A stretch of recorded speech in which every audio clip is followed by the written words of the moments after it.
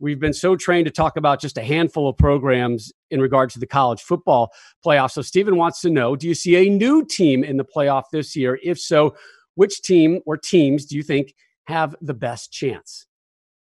Yeah, I think I go down to the SEC and Coach's former team, the Florida Gators, and what Dan Mullen has done there has just been terrific. They won 11 games last year. And, a couple big reasons this year. They got a tremendous quarterback back in Kyle Trask, who remember, he took over a few games in for Felipe Franks. He gets another year under his belt. He's a senior. He's a great leader. He's got a great supporting cast around him. We know they've recruited well every single year. And then you just look at the schedule. They get LSU at home. They don't play Alabama. And this is a team that's just primed. They get Georgia after a bye. So I think the Florida Gators are ready to take that next step, compete with Georgia in the East, and then get to an SEC championship game and maybe play a Bama or an LSU. I like Florida this year to maybe sneak into the college football playoff.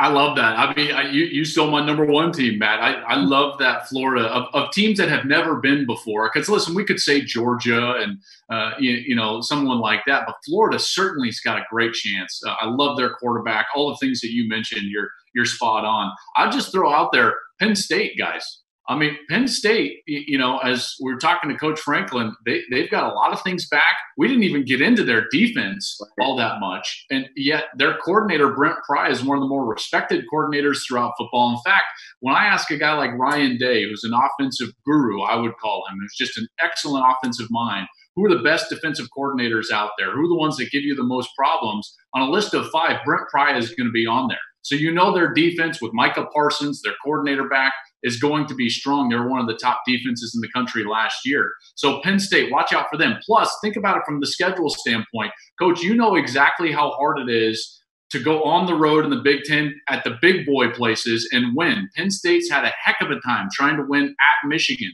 In fact, when they've gone there, they've been blown out.